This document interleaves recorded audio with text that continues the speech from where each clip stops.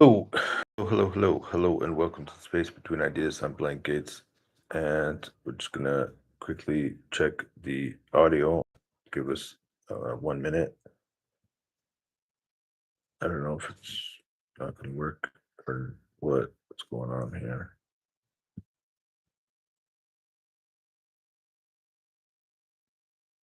Actually, did I start? Yeah, I started up, and here we go. It's live, and can I hear? Good. All right. Now, what is going down? Down, down, down. I'm not necessarily a happy camper. Share the entire screen and figure out what's going on here.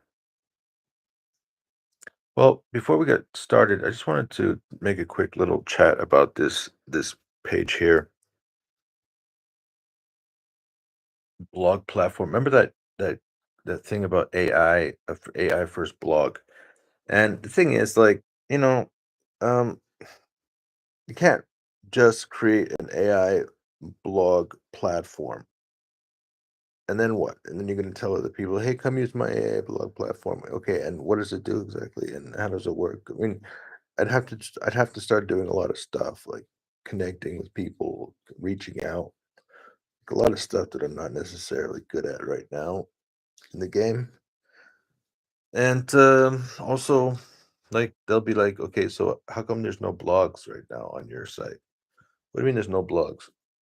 Like, do you use your own software? Are you actually doing the thing? Are you using the thing? Like, are you testing your own idea? And it's like, what?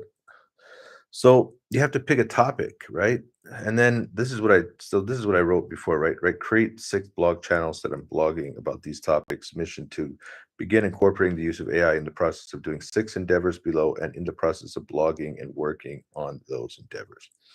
All right, agenda 47. Actually, I sent the second video to my student yesterday. It's video number 2 is called free speech. I gotta listen to that before tomorrow. Um, blocker, no regular time to work on this. Yeah, exactly. So that's not really doing much right now. X buzz, Canadian news, and particularly what's happening in the government. And basically every night I have this list of news topics I get sent from this guy from Canada. He's probably the most well known, most popular, long standing Canadian journalist, and he's got his podcast. So, in addition, he's part of National News Watch, a group of people who help folks get into government. These are 6 or 7 of the news articles that he thinks are the most important for the week. And then the following week, I read his news articles and then I make some comments. Some of them might seem a little bit crazy, but it's just what it is. What are you thinking? I mean, that's I guess on X, you just share what are you thinking. That's it. So sometimes I think crazy things, and some things I think normal things, and some things I think whatever. I don't even care. It's just react. I think X is just they should call it react reaction. Call it reaction. Just react, and then everyone's just reacting to each other, and yeah, I don't know, whatever. So that's Canadian news. And now, am I going to be blogging anymore than what I'm already doing in these areas right now? I would say no. This is okay. So it's going to take me forever to learn what's happening, and I'm afraid I'm not ever going to know. Yes. So it's just who cares. Next, it's about French. I have a book. I have some YouTube videos for learning French. Yeah, so I did a 90-day challenge and I just completed that on Sunday. So yesterday was my first day, and actually I talked about this concept of having an AI first blog.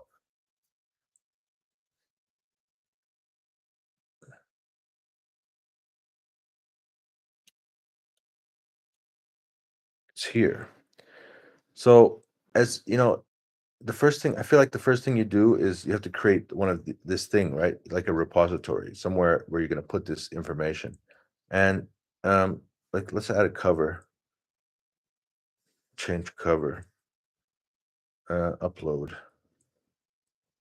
Upload file. So the file that I want to upload is right here.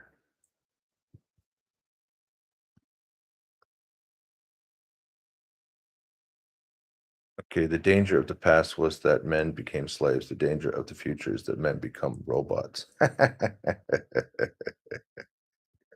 do you like that? All right, so this little concept here, I call it iRobot Study Buddy, right? iRobot, iRobot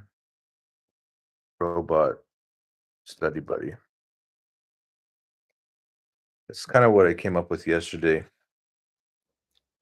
It's starting to take some shape. In my video on my it's called Promenade Française. I I went through these issues. I talked about what is learning, and then I went through like what is learning. Then what is learning a language? What is learning a language? Okay. Next was what is learning a language?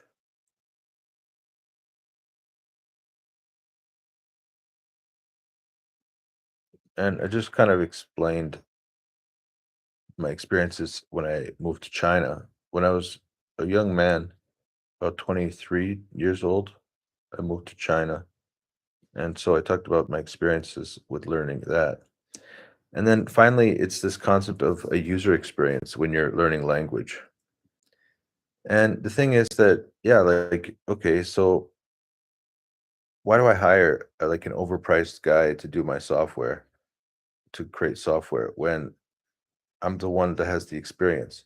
So, all right, so down here I have the AI first sandbox. I kind of talked about this in the past, but I'm just gonna leave that in the history section for now, and maybe we'll come back to it later. Right now, what I'm doing is I'm kind of focusing on um, like what is learning language, and then what is the user experience for learning a language. And I'm starting to shape this idea of like why does it have to show this? I don't like this. Why is it constantly showing me this reposition?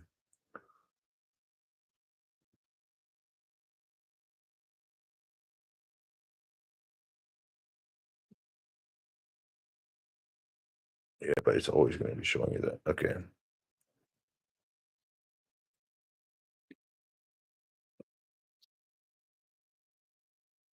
Anyways, so just like I got 10 o'clock in Tbilisi every morning, I'm doing this 10 o'clock in Tbilisi doing this little software project, like this specific software project, which is this app that I'm building based on the work of Thomas Buckholz. Then I'm also started doing this like it's 10 o'clock in Tbilisi, but on the other side, on the flip side. So this right now is 10 a.m. in Tbilisi. Yeah, I was a little bit late today. That's true. I was watching some videos about Bitcoin, just like there's two dudes that are like hashing it out right now. And I don't know if I should show it to you. Well, if you find my X account, you'll see the madness. Anyways, so mm, Steve Eisman, new episodes out, Skeptic Guide to Cryptocurrency and Stablecoins. All right, so this is he has this little chat here, and but on my page, it's not just Steve Eisman. Actually, there's also Hugh Henry. So I just posted this little, question Bitcoin. So, you got 2 hours to catch up on Bitcoin. So Hugh Henry, he's interviewed on the channel of uh, well, if we click it, we can see. So this is the rebel capitalist with uh, what's his name? What's the rebel capitalist name?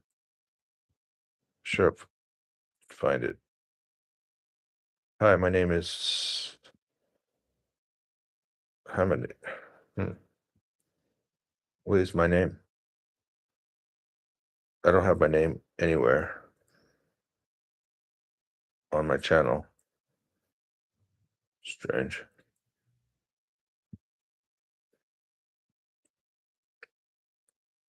Hi, my name is still nothing. All right, I can't remember his name, but anywho, so he interviews Hugh Henry, and then Hugh Henry has a very strong argument for Bitcoin, yes. And then Eisman Playbook is like his argument is I don't know, maybe no, but maybe I don't know. So it's a good comparison, something to keep up on.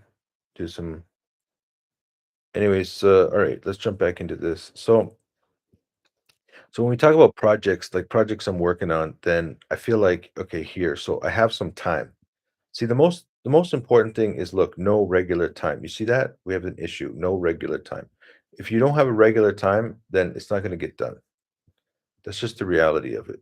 You got to have a regular time or it just doesn't get done. Why don't I have tools here?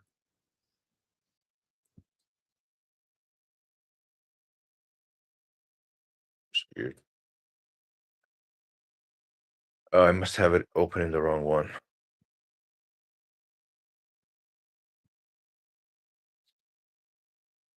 All right, so there's no regular time.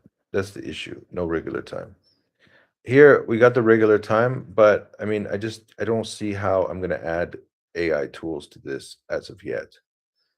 I mean, what's the play here? Like, because basically my ex, it's just me just chatting about whatever, sharing information.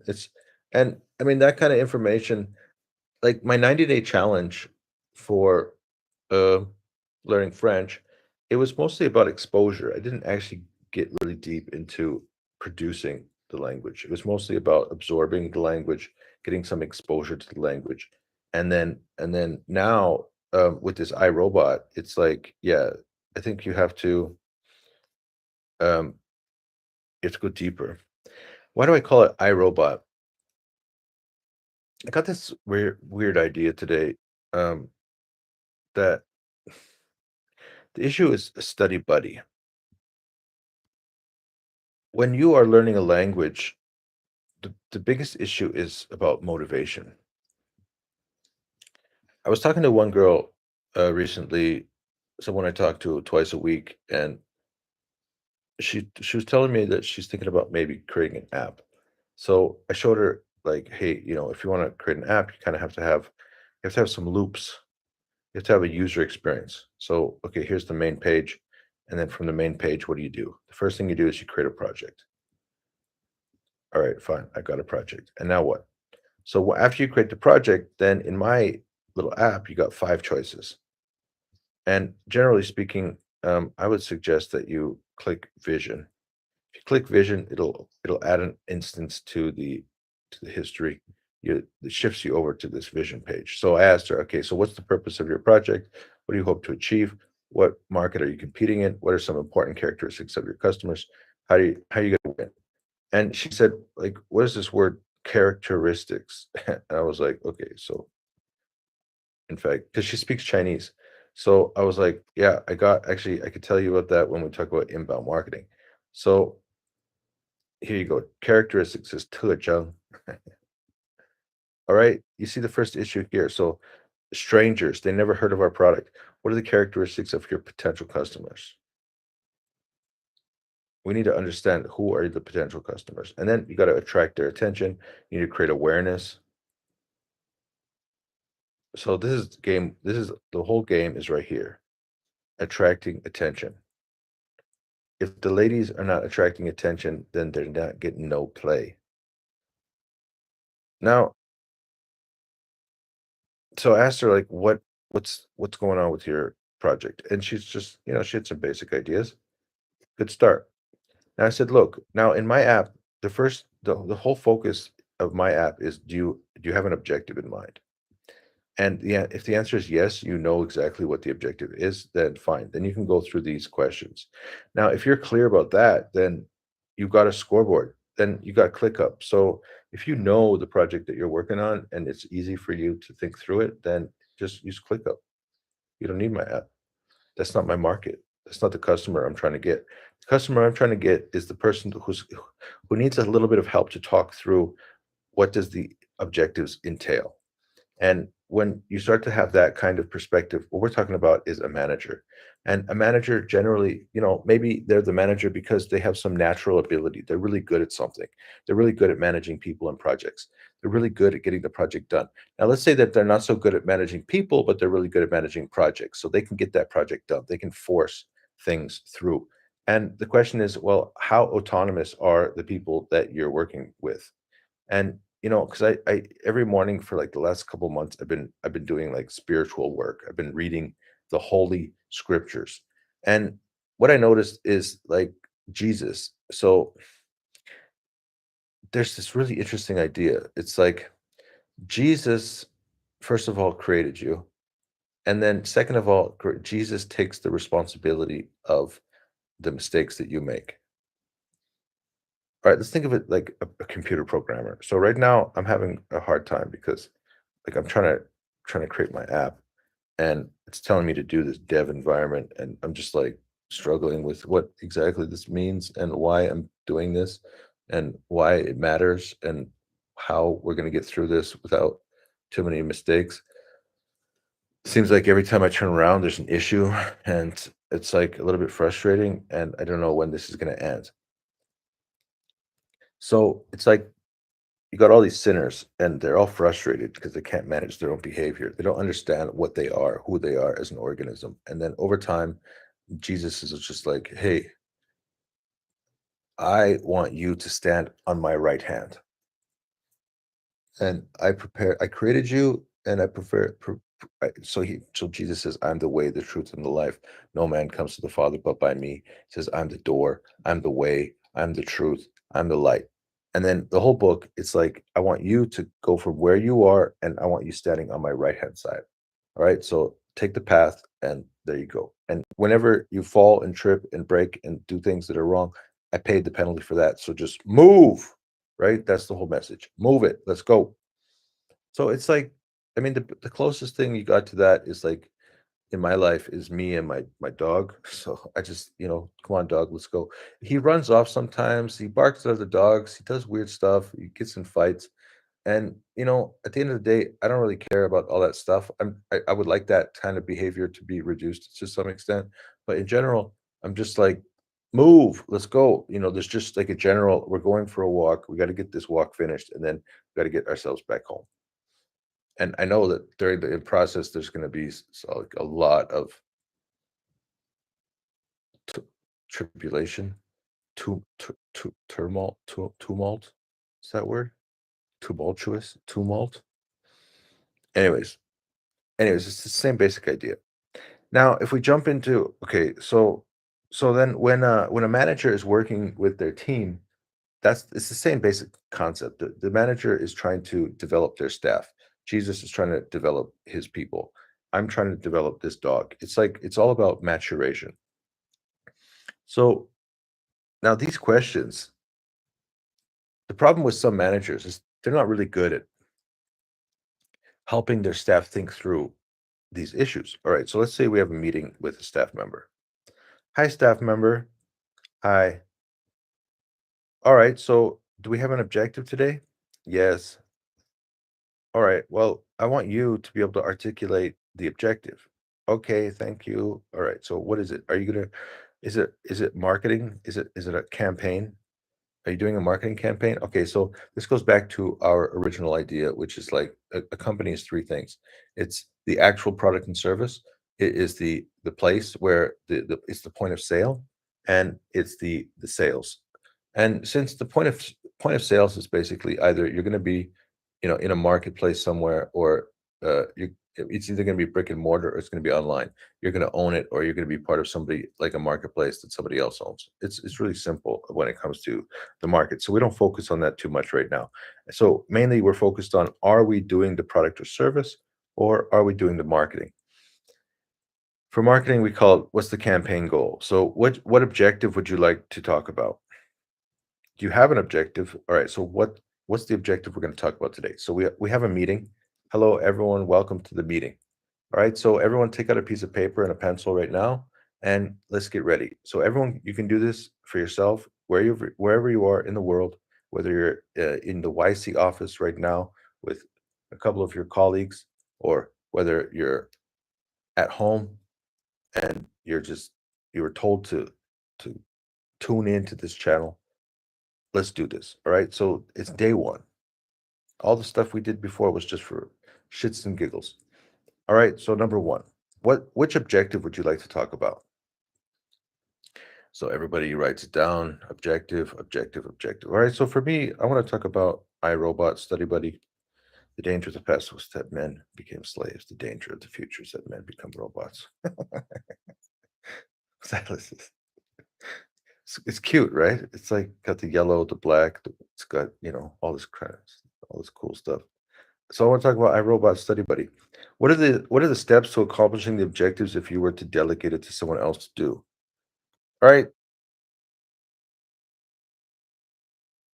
Uh, I don't know if I have no idea. But this is called brainstorming. You don't have to know the answer. All you have to do is to just practice. It's practice. Freak. All right, let's do this. Okay, so let's call it first steps. Now, here's where our good buddies at Y Combinator are like, all right, so we want AI first. Take an AI first approach. All right, which means what? It means I want AI involved right now. Very first step, I want AI involved. I want AI involved in every step. Okay, so how do I do that? Well, just open up your your chatbot. Gemini. It's Gemini. All right, we got our chatbot open. I don't know why I always. I guess I got to change this. Okay, let's let's do it so we can see everything at the same time. I want to be able to see iRobot. I'm gonna click audio. Hello, everyone. So, I have this little app, and the app helps me to conduct brainstorming sessions. Sometimes we have a really good idea of what we should be doing, and other times we don't have such a clear idea of what we should be doing. So we're just going to follow some basic questions, and those questions are going to help us to flush out what it is that we should be doing. Our main goal is that we want to be able to create a scoreboard. So, for example, with these websites like ClickUp or Monday.com, you generally have a answer to the question, when will this person do this item? Which means basically there's a list of tasks, and there's like a status: in progress, assigned, not assigned, complete. Statuses like that, general work process statuses. And then you have a person who's assigned to the task, and then there's a due date. So we want to be able to populate a project within ClickUp. To be able to do that, then we need to walk through and discuss the concepts of the objective. And there are some cases where you do not know the objective, and then there's other cases where you do know the objective. In this case, let's say that we do know the objective just for the sake of using the brainstorming tool and starting to talk through this concept. So in the next audio message, I'm going to talk about the first question, and then there's question number two, question number three, question number four, five, six, seven. There's seven questions in total. So after we finish asking all seven questions, then I want you to go in and try to summarize and try to understand the things that I've said, and then and to maybe think about some additional ideas that maybe I missed, and then also think about how I can improve my thoughts about this project, and then help me to eventually create that task list. Confirm if you understand.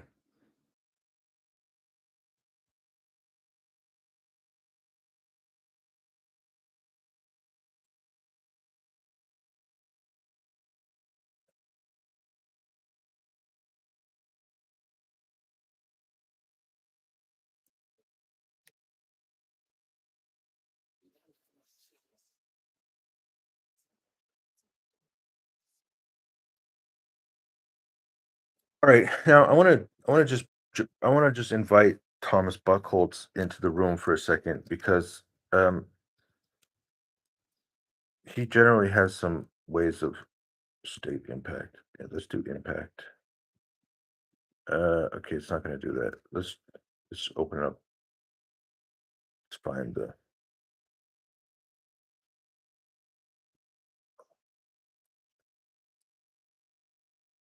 It's not big enough. There we are.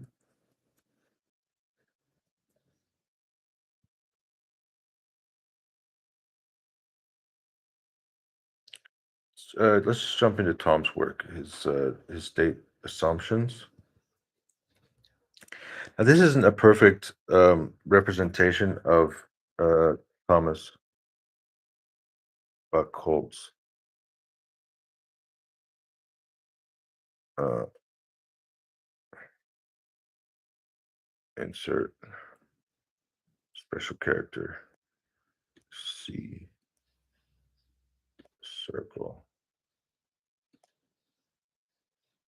Which one is it?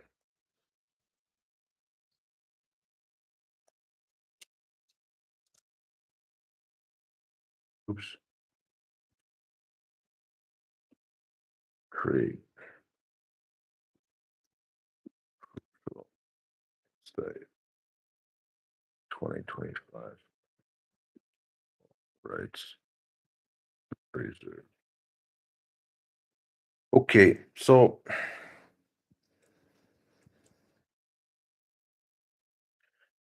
all right. Hello.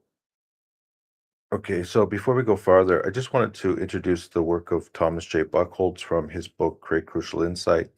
And we want to answer this question about how do you resolve the difference between expectation and reality?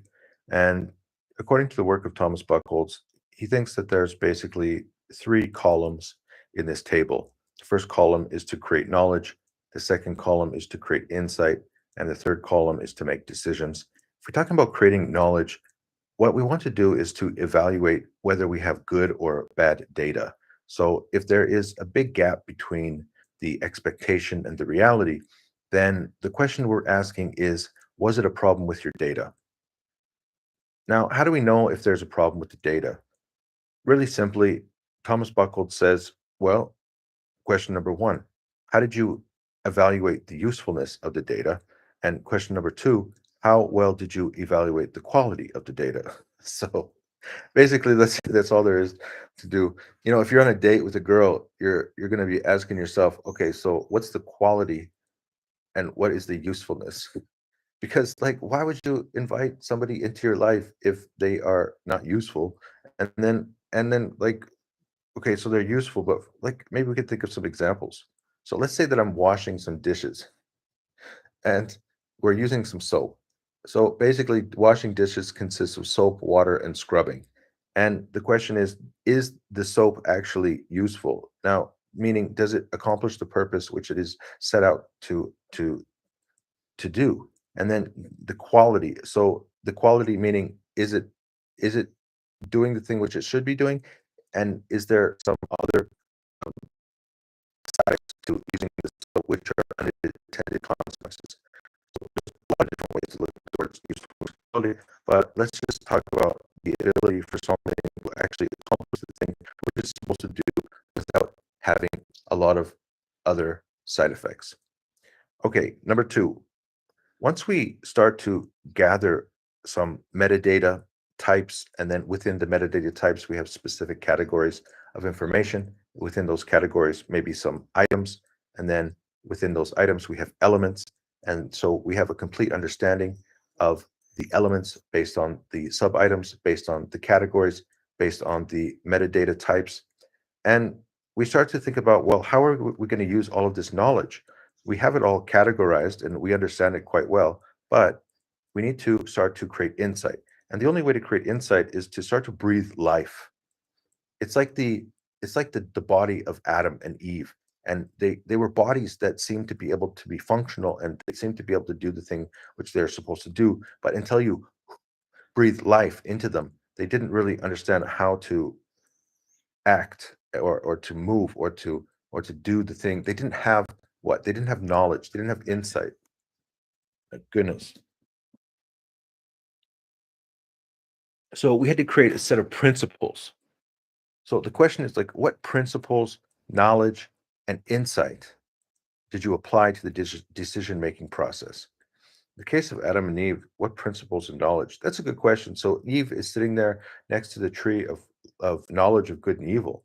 And the question is like, how did she make the decision to to do the thing that she did?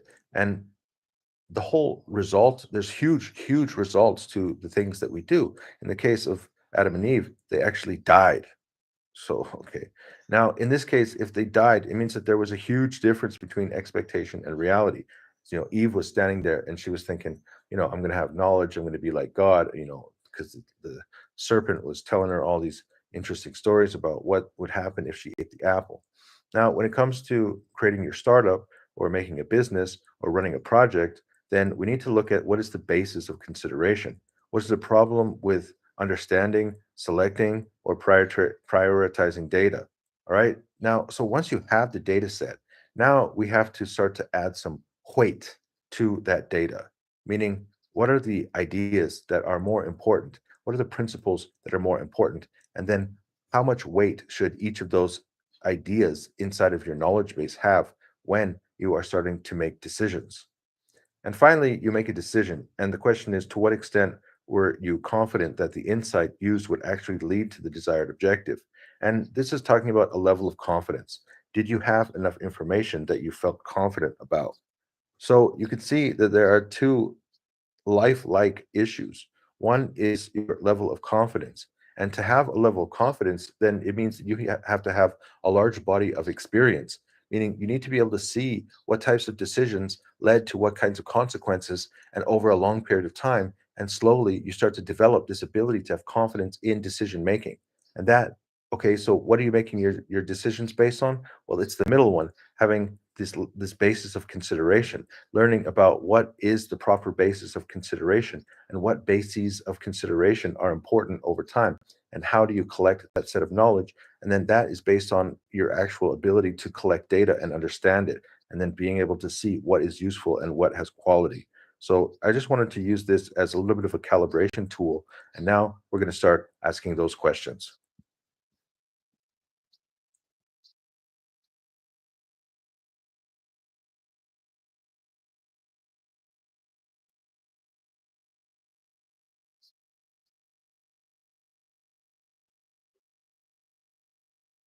All right, so we jump into the app.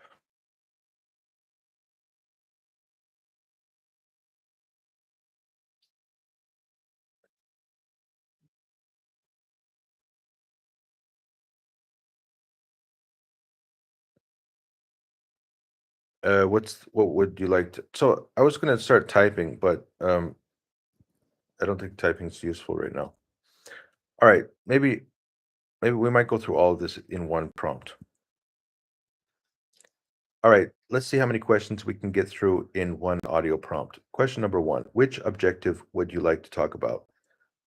I want to talk about my ability to speak French, and that I've learned many different languages over the years. And when I think about the languages that I've been learning, I realize that when you are learning, it means that you are using the information which has been shared by others. And generally, when you're learning, you have something that's drawing your attention, meaning like, I want to be there. It's a pull, it's pulling your attention. You want to eventuate the purpose of your existence. Or there is something about suffering. It's repelling your attention. There's dissatisfaction. I don't want to be here. So, as Jordan Peterson says, basically, you have tools that help you have friends that help you, and then you have barriers that stand in your way, or you have foes that are trying to stop your progression. And the main idea is that you want to progress. The only way you're going to progress is by understanding information. And there's certain types of information which is going to draw your attention, and then there is certain types of situations, emotional states, conditions that you are trying to get away from. And at the end of the day, after you have incorporated that information, at some point your knowledge base will increase, your skills will develop, your capabilities will increase, your competence will increase and your methods will vary and increase. And eventually, well, what's the most important point? In order to gain all of that, you have to put in effort and stay motivated. And this goes back to the Buckholz drive model. If we jump into the Buckholz drive model, then what we see is that all endeavors are really based on two functions. And this even goes back to our friends Adam and Eve. So Adam and Eve, they needed to be able to what? They needed to move forward. So there's some kind of level of effort. Actually, it doesn't go back to Adam and Eve, yeah, Adam and Eve suddenly. All right. So when you are working on productive endeavors, basically you have to have a level of effort and then you have to have a level of success. And generally, if we don't have a level of effort, if there isn't motivation at the beginning, if you're not going to put in effort, then it's really hard to develop your level of success because your ability and your skills and your knowledge and your methods and your competency is based on two things. Number one, your IQ, meaning how much can you understand? And number two is how much time and focus and grit and effort do you actually put into the process of getting things done. So you have to put a lot of effort into these different endeavors. And as you put in effort into these endeavors, then you start to develop your capacity. So the most important point is that you need to stay motivated. You need to put in a huge amount of effort. And as you start to put in that effort, then you'll slowly start heading up the dominance hierarchy. Number two is that you need to be able to have elements that are motivating you, whether they are intrinsic motivation or whether they are extrinsic motivation. You might consider using the uh, Fogg's drive model, Fogg's motivation model, where he breaks it down to tasks that are difficult, but you're motivated to do them, or that are simple, but you're not motivated to do them. Therefore, facilitation means that when someone's feeling frustrated, they really want to do it, but it seems difficult. We need to break it down into smaller steps. But when somebody is kind of bored, but and they know how to do it, then we need to figure out how to overcome annoyance, meaning we have to find sparks that will trigger them to action. In all cases, we're talking about the difference between no action and action. Action is the name of the game. We need to create a situation where people are taking action more and more frequently.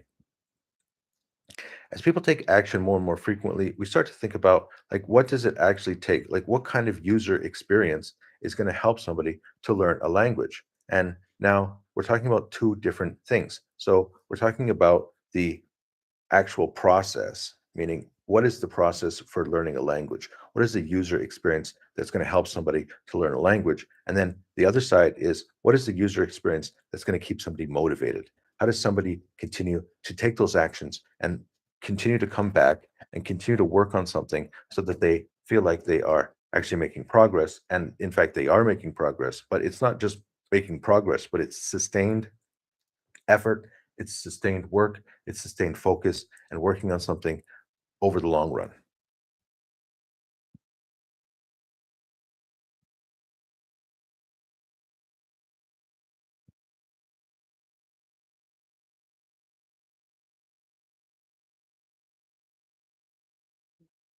All right, so that's the objective that I wanted to talk about.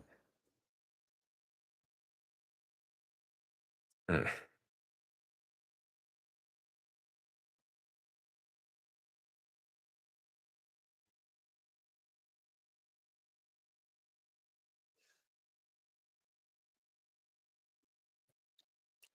All right, question number two is basically what are the steps to accomplish the objective if you were to delegate it to someone else to do? In this case, if you're a manager, this question is to you give this question to the person that you are managing. Now, in my situation here, I'm the manager and I'm the person that I'm managing. But in the case of, let's say that I was creating some kind of robot, I think that one of the most useful things for learning a language is something called a study buddy. And there's two stories that I have which I used a study buddy. One story is when I was in China and I was learning Chinese. In my beginner Chinese course, there was this cute Korean girl, and I saw her in the very first class, and I said, "Okay, I'm gonna sit right there." I sat myself right next to her, and it was very useful because this girl was very interested in learning Chinese. And what happened was we would have a little competition every morning. When I got to class, she would be sitting there. She would have a piece of paper, and in Chinese, they have something called pinyin, which means that it is the Romanized alphabet version of how you'd pronounce the character. So you can make a list of all of these pinyin versions of words in Chinese. So I can read the pinyin, and it will tell me that what that what that sound means in Chinese. But Chinese is actually two separate languages. It's the language of sound, it's also the language of images. And this is unique to people who study Western languages because in Western language, they only have the language of sound, meaning that characters, not characters, but letters in the alphabet are the way that you represent ideas on paper. And so, but then when you look at the letters, then you're actually reading the letters and it makes a sound. So a Western language is primarily just the language of sound. But the Chinese has an additional layer where they have the language of characters. And even if you don't speak the same language, you can show somebody a character, and somebody who speaks Korean or speaks Japanese or someone who speaks Cantonese, they can still read the concept based on the character because the character doesn't have sound. So we made a list of all the sounds because we were learning the Mandarin sounds of the Chinese language. And then and so we would say go, and then we would write the characters as quickly as possible. We would write the corresponding character to the sound. And we did that every single day for months and months and months and months. And I was able to learn so many characters because there was an expectation that when I got to class, there was going to be a cute Korean girl sitting there and she was going to completely destroy me with her ability to learn and write these characters faster than me. And it turns out that I was quite competitive. And so sometimes I would win and sometimes she would win. And it really depended on how much effort you were able to put in the day before when you were practicing to learn those characters. Second experience was the experience I had recently against a Chinese girl. So there was a Chinese girl, and she decided she wanted to learn French, and I decided I wanted to learn French. And we had an exercise book that had 90 pages. We decided to do a 90-day challenge. Every single day, we would do an exercise page of French exercises, and then we would send the answers. We would take a screenshot and send our answers to the exercises to each other. So in this way, we were able to stay motivated and stay and have a very clear path to move forward. And so in both these cases, you can see that we have something called a study buddy. And I'm trying to figure out how I can calibrate a large language model so that the large language model is an exact replica of my current ability in a certain language, for example, the French language. And so when we use a large language model, we would then put in some calibration document to tell that large language model exactly how much skill it should have in its ability to communicate in the foreign language. And then in addition, we want to have that thing be able to help us stay motivated, help to work with us with our current level of skill, and to mimic us in our ability to speak French. And so, if I was going to accomplish this objective and delegate the steps to someone else to do, I would say, all right, so I want you to create calibration documents so that you have some kind of study buddy. You might want to call it iRobot that is going to be learning the exact amount of French language or other language that you are currently learning. And as you learn the language, the calibration document will change over time so that your iRobot study buddy will be able to speak just as well as you. And then the next thing is how do you train the robot? So the process of training the robot is also going to be the process for training yourself. And so we want to look at the available education processes, and then we want to create exercises, learning experiences, and use different and various AI tools in order to help you, the learner, to engage in exercise activities and also some ability so that you can communicate and train your iRobot so that you have the ability to help and to learn and to grow using AI tools as you are exposed to the language and as you exercise your ability and understanding of that language.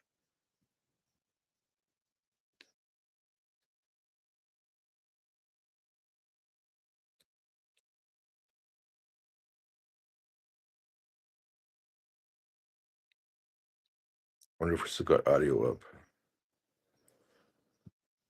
So we just ran out of our. We're probably close to running out of our credits here. We got 13 minutes. All right, let's assume that we're only going to be talking for 13 more minutes.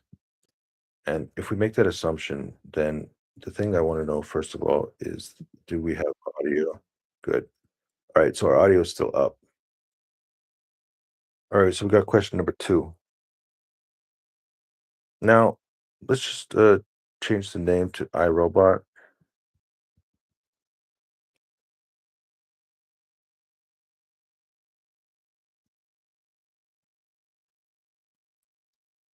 right, question number three, additional business services. What additional business services are needed? Okay, well, there's the obvious business services like the internet connection and the computer and the ability to access browsers. And then we start to go a little more deeper and we say, all right, so we want to have some metadata types, meaning we want to have some sources that can help us to understand what what kind of information that we need. So if we talk about metadata types, then what we're talking about is, um, well, we need to have access to some language activities. There are likely different databases that have long lists of activities that people engage in traditionally in order to learn languages. We also want to have access to AI tools to learn language. We want some general access to general AI tools, and we want to have the ability to understand how we're going to go through this process. We need an ability to make decisions and also to start engaging with a blog type interface that has AI characteristics. When we think about how people actually do learning processes, we know that there are generally written text in the form of textbooks. There are uh, videos. There are there's generally like a student book, student exercise book, classroom or video presentation, and speaking practice. So we need to be able to use have these elements, but present them in a AI first blog format. So the blog would basically be a chapter of the student book, and then it would also have exercises for the student, and then it would also give people access to the concept of like a classroom or video presentation, likely through the process of being presented by AI. And then also we would need speaking practice, also through access to AI. So we need to have all these different capabilities, and we want to put that inside of a blog format.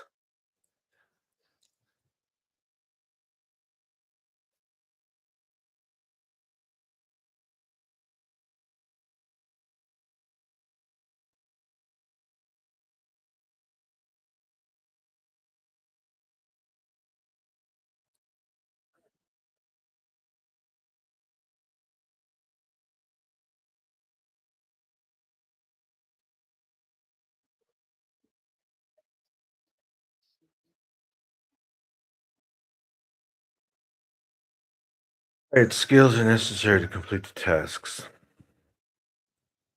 Okay, the next question is about what skills are necessary to complete the tasks. We need to be able to interface with artificial intelligence in order to learn about how to create software with AI first coding tools. We need to understand how to host the blog, and we need to understand what is the actual process for getting a blog environment that incorporates both text and video and AI tools, and also that gives people the opportunity to try out the prompts and perhaps even to create calibration tools and to start to monitor and create their own robot. So people will need to have an understanding of how to read the blog, how to use the blog, and how to use the tools in the blog. Therefore, the person who's creating the blog will have to have the skills in order to use software and use software tools in order to create this environment, which will provide the user experience for the user.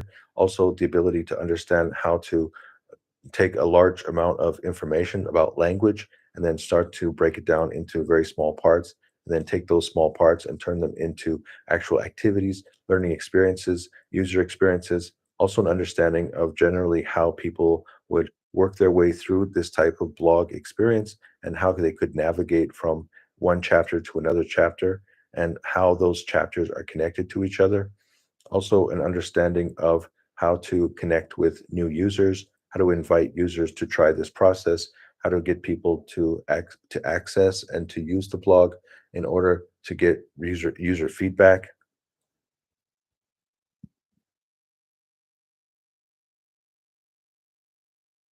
Ran out of ideas there.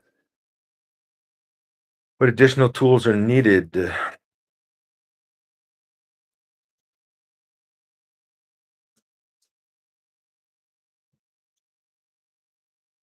All right, this question one, two, three, four, five, five, six, seven.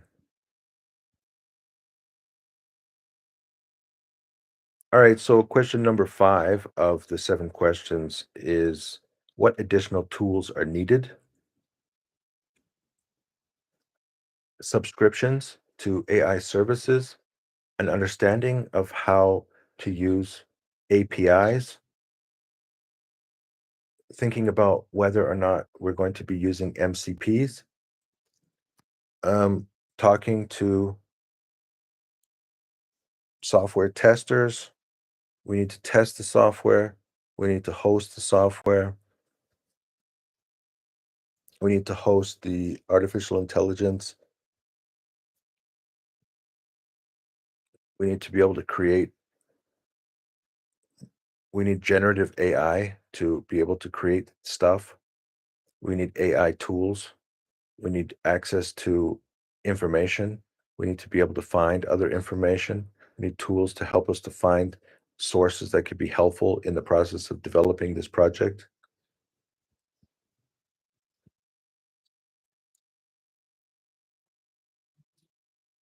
Who will you need to contact in the process of work? I mean, this is a good question. And generally, if you're working on a team, you're gonna need to start. There's gonna be people you need to contact outside of your company, people you need to contact inside your company. I don't know. I don't know the answer. All right. The next question, question number six, is who will you need to contact in the process of work? And question number seven is who will you need to cooperate with to complete the tasks? And I want you to answer this question for me. And basically, the idea is that I want you to think about this project in terms of AI first, meaning that you can create personas.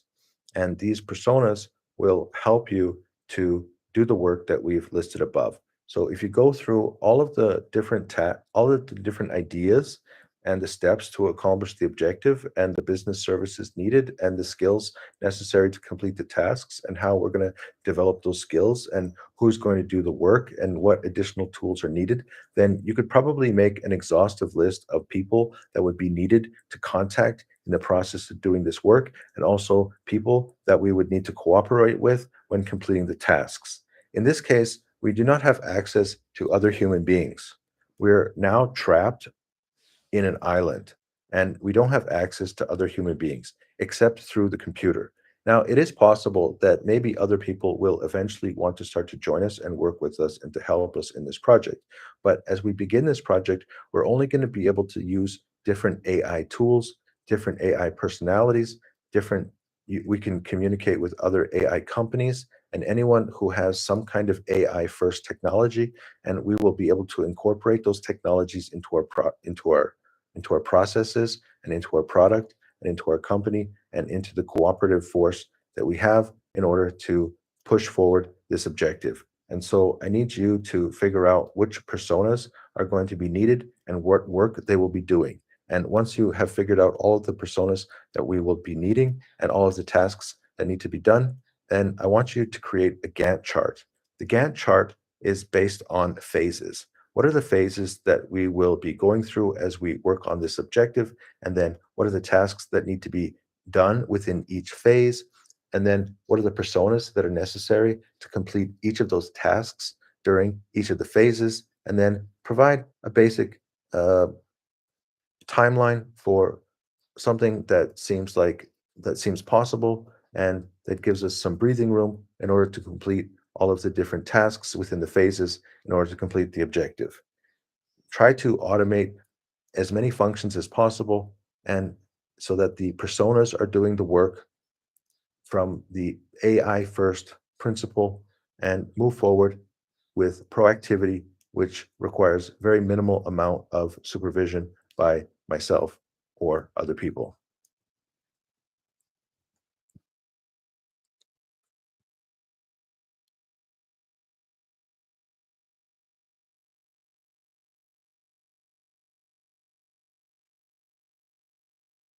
3 minutes. All right, now the last step, what we want to do is we want to create a calibration document. So we want this information is all really good information, and we need it to calibrate a Gemini instance. So in the future, if we lose this information or if we use the full context window, then we want to be able to have a document or a series of documents that can then calibrate the new AI instance. Architect AI, Lingo Learn, DevSeth, Blogsmith, Engage AI, Qualis AI, Resource AI. All right, we got task dependencies, task description. So we got the task description and the primary personality. How many tasks? How far is it going to go? Phase 3, phase 4, phase 5, phase 6, phase 7, automation and AI first proactivity. All right. Now that you have completed all of this work, I want you to think about how you could create a markdown file. In the markdown file, you can use regular English language, you can use any kind of software or coding language, or you can use languages that I don't even know or that humans don't know in general. You can write in any of characters that are possible to be written in markdown format in order to express the information that has been created above. The purpose of the markdown file is so the next time that I want to work with you, and you are going to be called a certain name. What is your name going to be called? Your name is going to be called Arrowhead. Now, Arrowhead, in the future, I want you to have access to all of the above information. I want you to have access to the knowledge that we have created above, and I want you to be able to create a site based on the knowledge that we have created above. So that will help me to make decisions as we continue to work through this process. So I would like you to take all of the information above and then recreate a markdown file so that in the future, if I only have the markdown file, I would be able to use this markdown file to calibrate a new AI instance within this AI website or any other AI website. And with that, only with that markdown file, it would be able to calibrate the new AI instance so that it would have a complete and full understanding of our project, and it would be able to carry on from our current position. Do you have additional recommendations for how to proceed? I would like you to first create a plan for how you might create this markdown file, and then I would like you to think about a few things. First, I want you to think about how somebody would write down a markdown file if they were using best practices or if they were adopting best practices from other industries.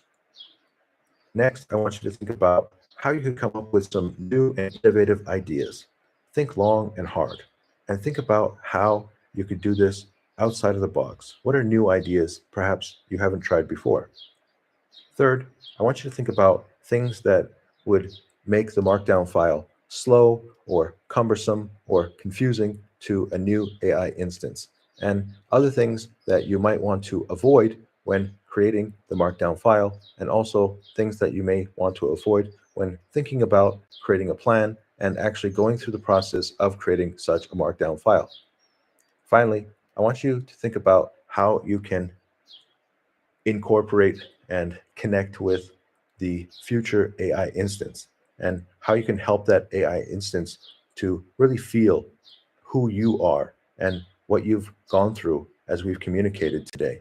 And I want you to put all of that within this markdown file, so that if I use this markdown file to breathe life into the new AI instance, that new AI instance would have the knowledge and the insight, the confidence that you have, and even the personality of Arrowhead.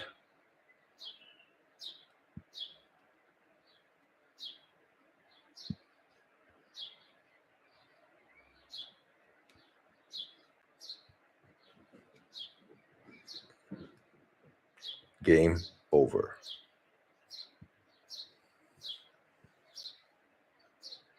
Got it. Nice. All right, so what this should probably do is it's going to give me a markdown file. So let's just put it in here. Arrowhead AI instance.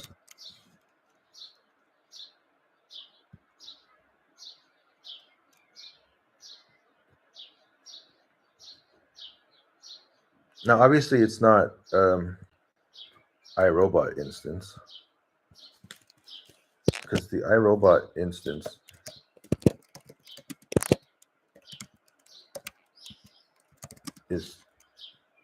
speaks French, or wants to speak French. Oops. Oopsie daisies.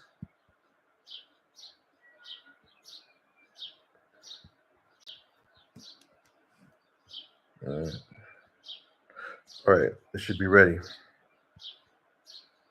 Oops. All right, where am I?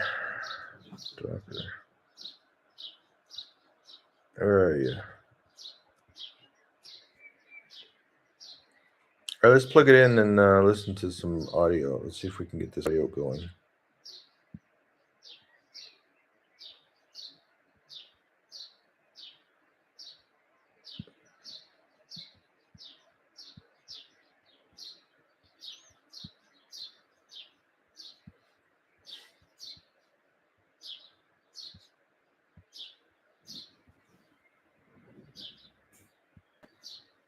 Gordon, you gotta stop doing that.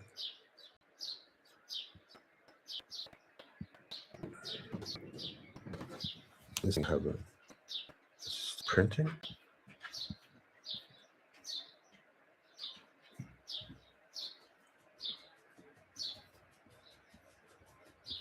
Oof. All right, it's more complicated than I thought.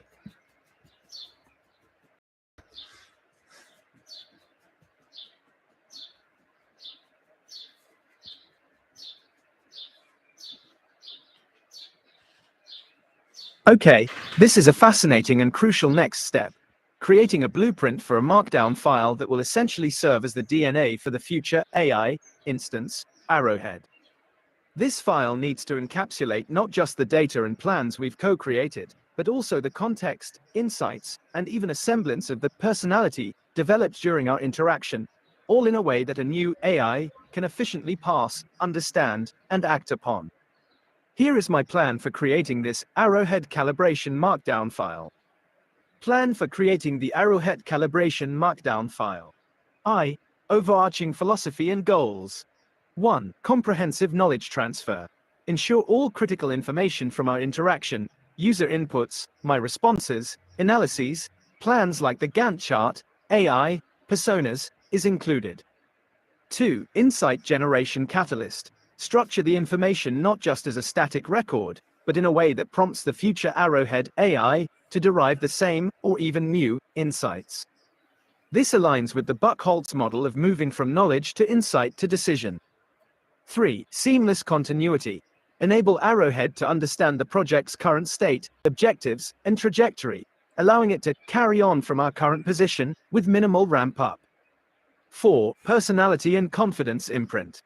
Attempt to imbue the file with elements that reflect the helpful, proactive, analytical, and AI first personality demonstrated, along with the confidence developed through our collaborative process.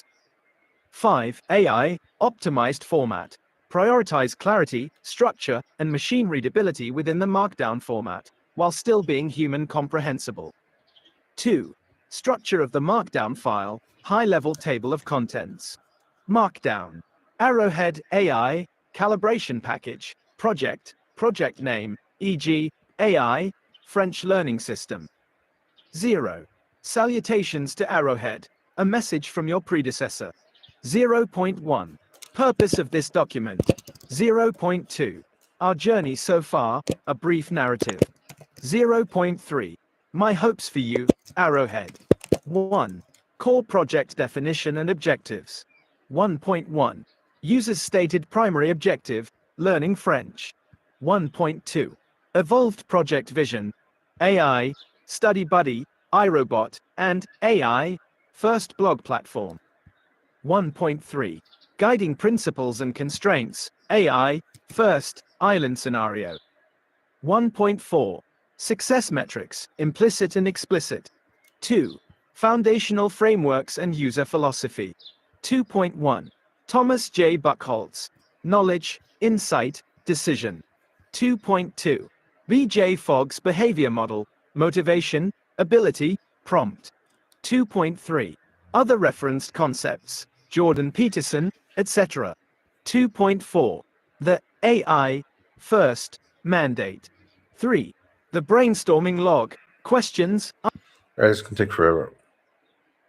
Does it actually go through this? This doesn't seem like it doesn't actually have structure for the markdown file. High level table of contents. Okay, this is the table of contents.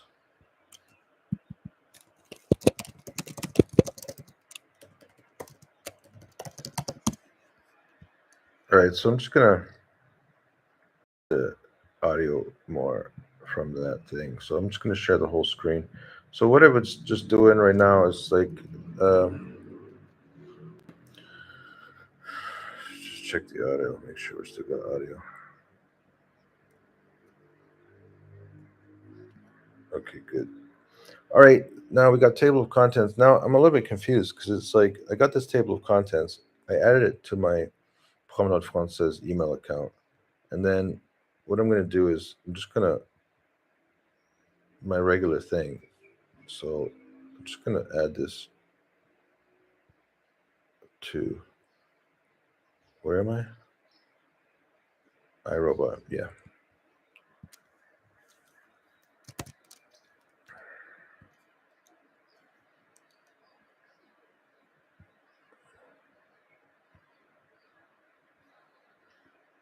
Oh, I got to authorize my Promenade Française account.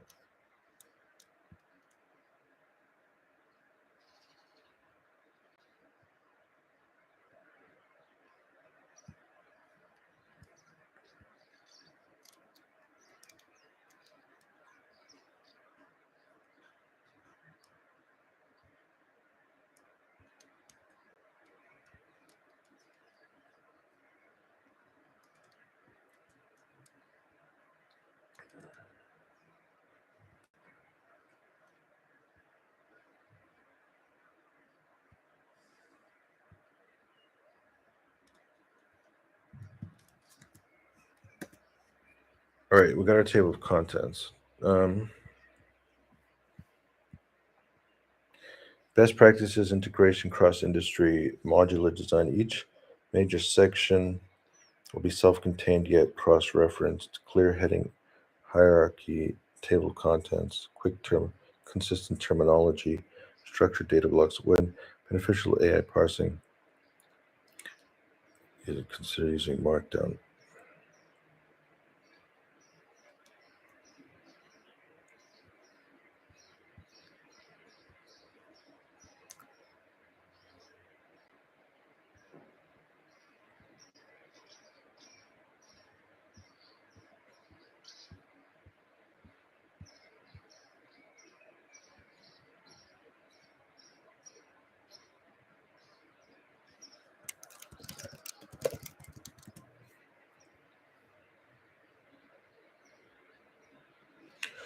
All right, so it basically created a big long plan. So it created the table of contents, and then after that, then it goes through like what's the best practices for how to create this prompt. It goes through the innovation outside the box ideas. Ah, yeah, it went through the process I told it to about how to do this, and then it goes through pitfalls, what to avoid, and then it talks about connecting with the future AI instance, and then the process for creating the markdown file. Yeah, so it created an extremely clear plan. And I mean, I'm not saying it's impossible for like younger people to think like this, but I'm just saying that like Tom's work is quite robust, and that if you if you practice his concepts with real people for thousands and thousands of hours, then probably it has some benefit. And then now suddenly we have like tools that you can communicate with, and like you start to realize that the best thing that you could have is thinking skills and communication uh, skills, and that it is just this black box. It's completely open. I wonder if this is also a connection to something deeper.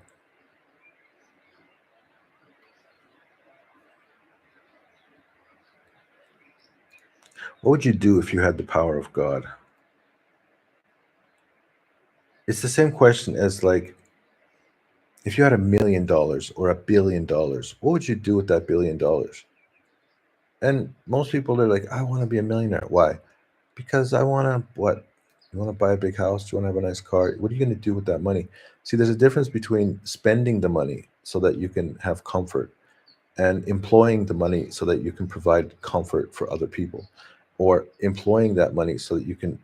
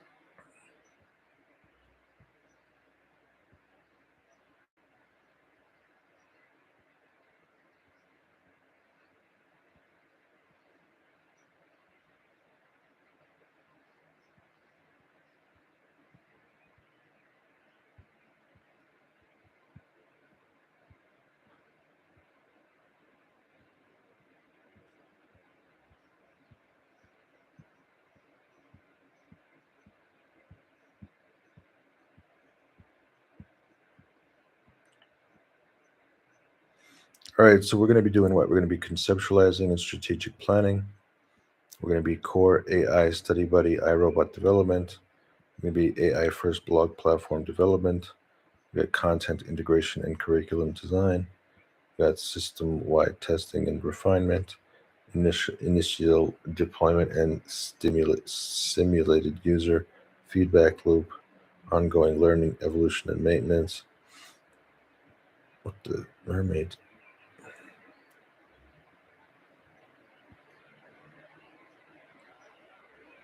You can extend this mermaid syntax for all phases if visually representing the Gantt chart if useful. Operational codex personal. This section is designed to provide you Arrowhead with the foundational set of. Yeah, so sometimes this happens with Google Drive, Google Gemini.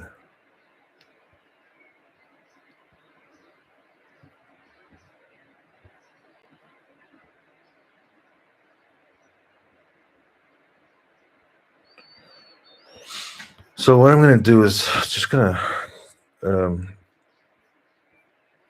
instead of copying the markdown file, I'm just going to copy this whole thing. Copy, copy. And then just jump in here. This should now be called table of contents. and this one shall be called iRobot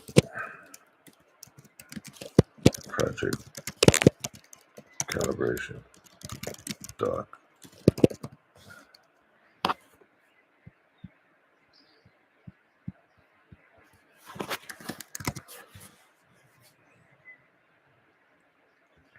So you can see it had a problem because not all of it is in Markdown.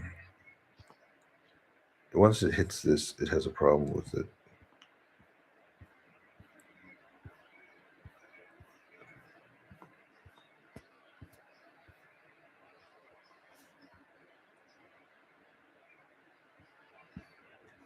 What we might want to do, just because, why not? I've noticed Gemini does this a lot. If you get past like a big section of code, it'll have problems.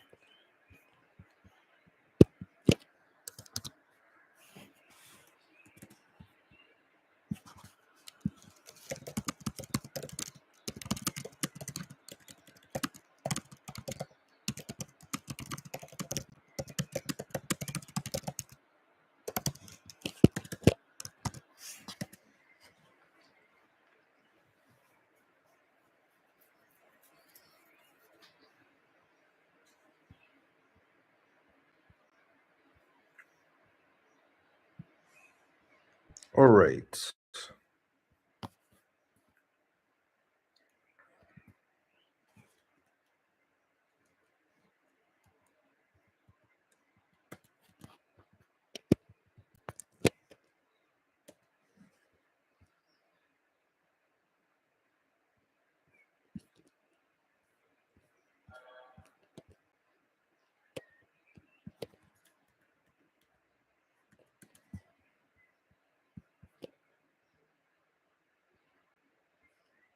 Nine. It's the ends with number 9 version timestamp. Yeah, I got that. Good. So I think that's good for today. I don't know if that was useful or not because it was just brainstorming. And I'm gonna move this project my regular programming with trying to figure out. Well, I got some time today, so later on today I'm gonna work on this on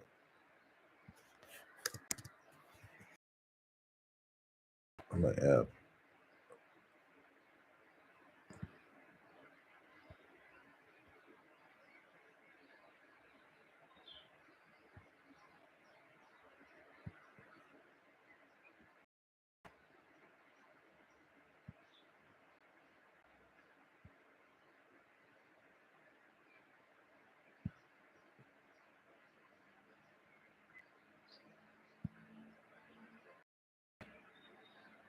All right, that's it for today. Talk to you later. Bye bye.